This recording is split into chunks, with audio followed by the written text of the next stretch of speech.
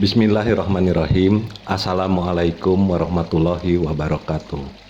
Sahabat muslimin dan muslimat yang dimuliakan Allah.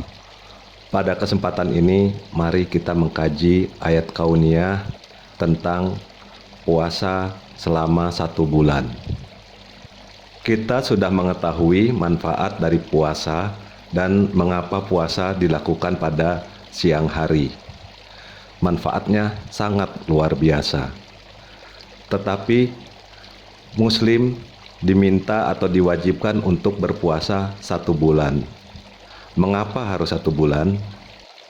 Salah satu rahasia dari puasa adalah adanya proses otopagi, di mana walaupun sel belum waktunya diganti, tetapi apabila sel tersebut ditemukan dalam kondisi yang tidak normal atau rusak, maka akan diperbaiki sehingga bisa berfungsi dengan baik. Nah, untuk mengaktifkan otopagi ini dibutuhkan puasa yang lebih dari 1 hari. Rahasia lain daripada puasa adalah aktifnya stem cells, di mana walaupun sel-sel belum waktunya diganti dan juga tidak rusak, tetapi apabila berada dalam kondisi kurang normal, maka dalam keadaan puasa, stem cell dapat diaktifkan dan segera mengganti dan menyempurnakan sel yang kurang optimal tadi agar sesuai dengan kondisi fitrah. Untuk mengaktifkan stem cell juga dibutuhkan puasa lebih dari 1 hari. Lalu kalau lebih dari 1 hari, berapa lama sebaiknya kita berpuasa?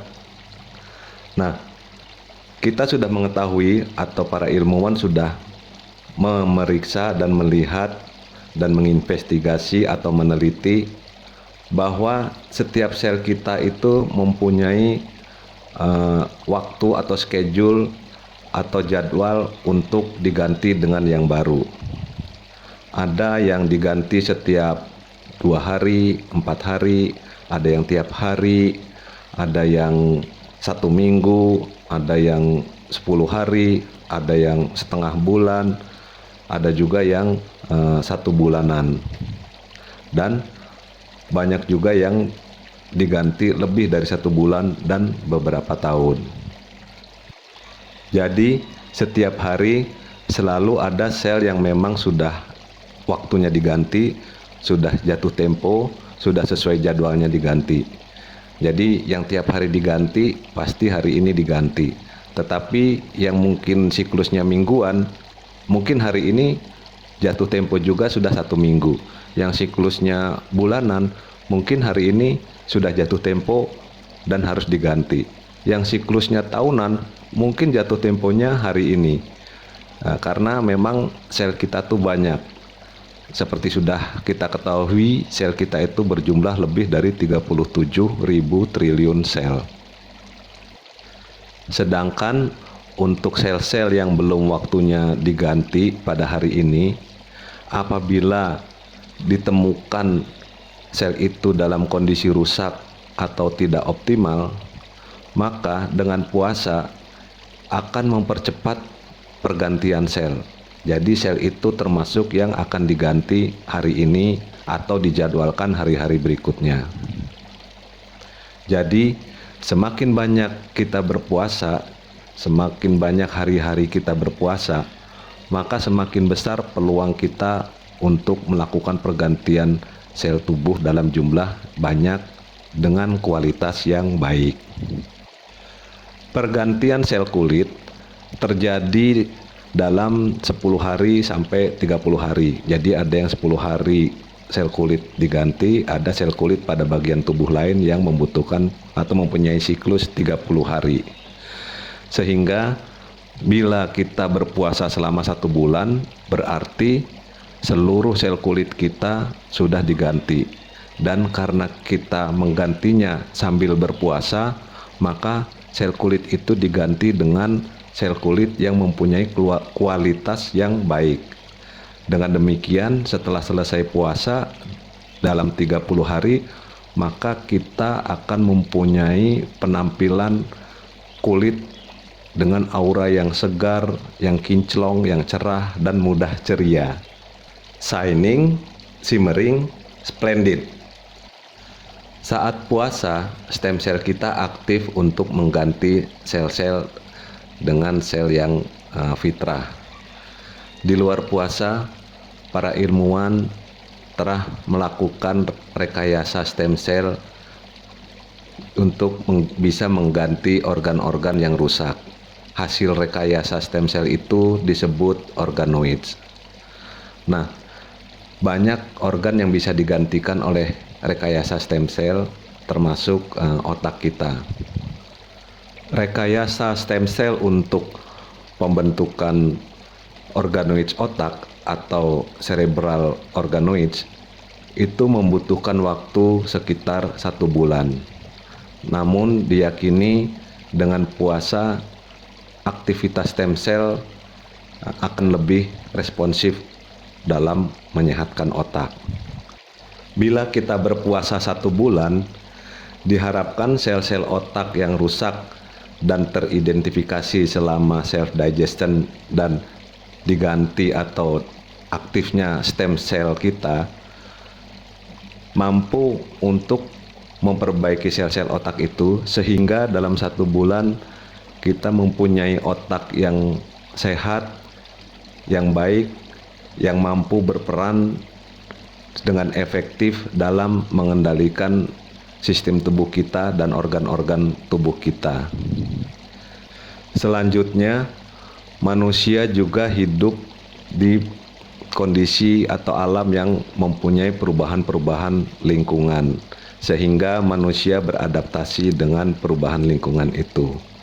Nah, salah satu adaptasinya adalah menghasilkan siklus.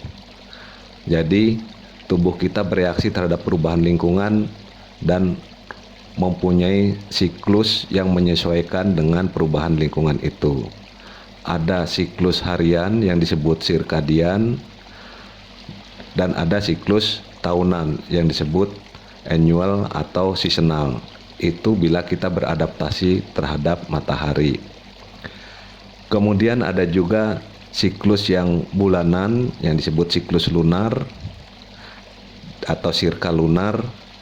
Ada siklus yang setengah bulanan atau disebut sirka semilunar. Dan ada juga siklus yang berkaitan dengan tidal atau tinggi rendahnya gelombang lautan yang disebut dengan sirka tidal.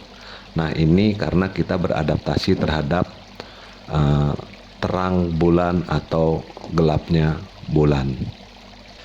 Sirka lunar pada manusia itu yang terlihat adalah yang mempengaruhi sel reproduksi, khususnya pada perempuan yang mempunyai siklus datang bulan setiap bulan. Sedangkan secara umum siklus sirka lunar ini lebih banyak mempengaruhi pola tidur atau kualitas tidur dari manusia, sehingga dalam setiap bulan manusia ada yang mempunyai kualitas tidur yang baik dan ada yang kurang baik lah. Nah, kualitas tidur ini menyebabkan perbedaan tingkat produksi melatonin dan kortisol. Sementara kita mengetahui bahwa melatonin berperan dalam pergantian sel di waktu malam, sehingga bila siangnya kita berpuasa, pergantian-pergantian sel itu akan dilakukan di malam hari. Kemudian kortisol juga sangat penting. Hormon ini salah satu fungsinya adalah membantu proses gluconeogenesis, yang dimana proses ini merupakan salah satu proses kunci untuk menghasilkan energi ketika kita berpuasa. Jadi, bila ditanyakan mengapa Muslim diwajibkan berpuasa selama 1 bulan, mungkin ayat-ayat kauniyah ini bisa menjadi indikasi atau petunjuk mengenai manfaat dari puasa selama 1 bulan. Di dalam Islam dikenal ada ibadah wajib dan ibadah sunnah.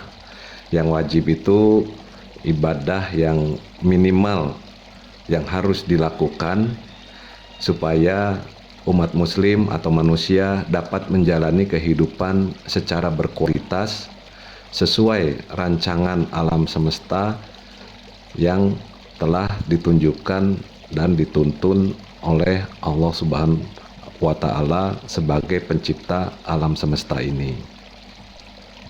Sedangkan ibadah yang sunnah berupa tambahan untuk menyempurnakan atau melengkapi kekurangan-kekurangan apabila dalam ibadah yang wajib kita kurang sempurna atau kurang khusyuk. Begitu juga dengan ibadah puasa.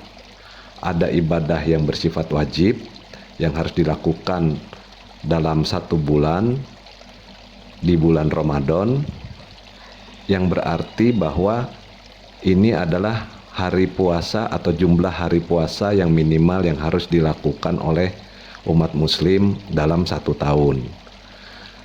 Itu dilakukan agar umat muslim dapat mengembalikan kesehatan tubuh sesuai dengan fitrah atau blueprint dari tubuh manusia. Banyak organ yang diperbaiki dan disempurnakan dalam 1 bulan. Hasil dari puasa 1 bulan ini, yaitu tubuh yang fitrah, itu merupakan modal yang cukup bagi manusia untuk menjalani kehidupan yang berkualitas dalam setahun ke depan. Tetapi akan lebih baik bila dalam setahun ke depan ini diiringi juga dengan ibadah puasa sunnah, terutama puasa sunnah 6 hari di bulan Syawal.